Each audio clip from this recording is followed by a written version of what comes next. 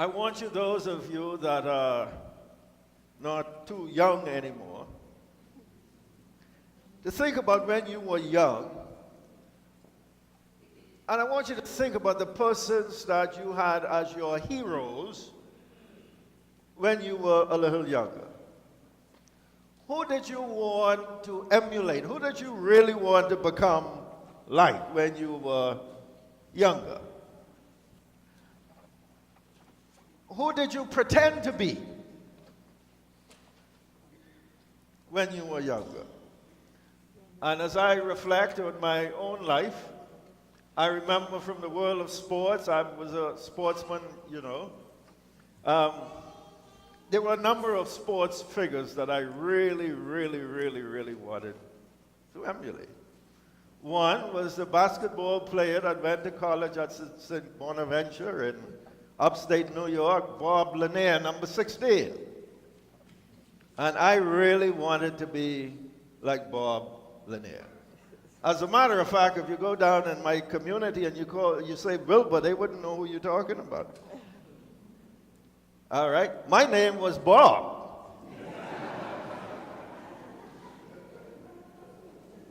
I wanted to be like Lanier. And every sport I participated in, I wore number 16. And I tried to walk like Lanier. You know, he had a lazy, laid-back walk. I tried to do everything like Bob Lanier. He impressed me. He got drafted into the pro ranks, and, you know, I was a LA Laker, and after Bob got drafted, I left the Lakers. Greg, could you believe that, brother? I just wanted to be like him. And then I was a baseball fanatic, and number 44 for the Atlanta Braves at the time, the great Hank Aaron. I really loved Hank. I bought all of his baseball cards, read all of the articles that were ever written on Hank Aaron. I was just fascinated by this great home run hitter. And in baseball, although I didn't play his position, I did everything, all of my pregame workout and everything else. I wanted to be like Hank. And then, like, you know, most young people, you enjoy music and entertainment. And so the poster I had up in my room was of Jimi Hendrix. That's that hard stuff. Huh? Purple Haze. But they were my heroes. I wanted to be like them. Everything that was written about them, I read. Now, for those of you that don't go that far back, I believe many of us in here are old enough to remember the Gatorade ad campaign from the 1990s. It featured Michael Jordan. And it had a catchy tune to it, and I believe you remember this. Be Like Mike was the tune. And young and not so young people wanted to be like Mike. That was popular in the 90s. I just want to be like Mike. One young man wrote, and I quote him, he said, I didn't play basketball, nor did I care to watch it on TV. But somehow I was drawn into wanting to be more like Mike. Not in the sense of actually practicing basketball, but I would wish that I could jump like him and dribble like him and shoot the ball like him. I even went so far to stand in the front of my mirror and practice smiling like Mike. He just wanted to be like Mike. Now, I don't believe that this young man is alone in his passion.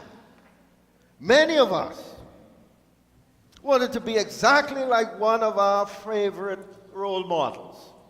Yours might not have been Lanier or or Aaron or Mike, but I believe every single one of us, we had at least that one figure in our lives that we wanted to emulate. We were just fascinated by them.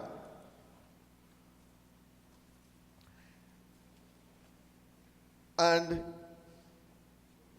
for many of us, it has so impacted us that even today we buy clothes because maybe you saw Oprah wearing it. And you know the young guys buy tennis shoes because Jordan has his signature attached. And so aspiring to be like someone else seems to be a natural part of the human experience. And sometimes it doesn't matter whether that influence is positive or negative. We are just captivated and captured sometimes by the influence of others. Now, the amazing truth is that we were created to be, forgive the term, copycats. God created us with the capacity to be followers. As a matter of fact, one of the reasons why he left us on the planet is simply to empower us to become like Jesus. And the challenge for all of us is to make sure that we emulate him. If you really want a meaningful, fulfilling, lasting life, then instead of aspiring to be like Mike, and Bob Lanier, and Hank Aaron, or Jimi Hendrix, he says we should inspire or desire to be like Christ. Now, the names that I have mentioned, that I told you I wanted to emulate, those persons are no longer on the stage. Lanier has long been gone. His knees gave out on him, and now he's probably walking or being moved around in a wheelchair. He's no longer my hero. I have switched on him.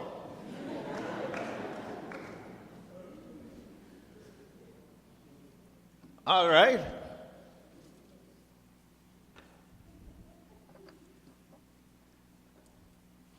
Young chap now that plays for the Heat. You remember him? LeBron. That's my main man.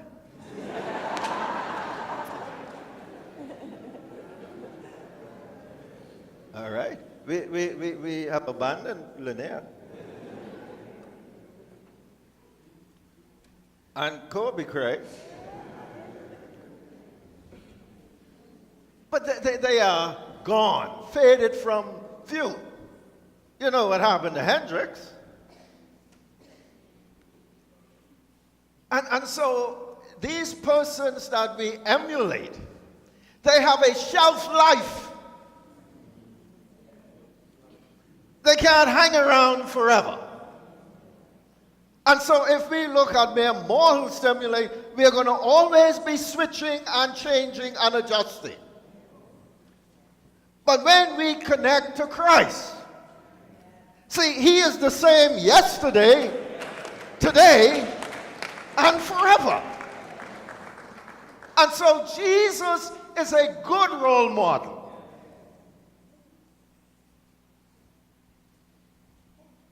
From the beginning, God's plan has been to make us like Jesus. And Paul understood the value of Jesus being our model. He wrote in Philippians, he says, if you want a lasting model, you must look to Christ. Romans 8:29, listen to what he says. For those God foreknew, he also predestined to be conformed to the likeness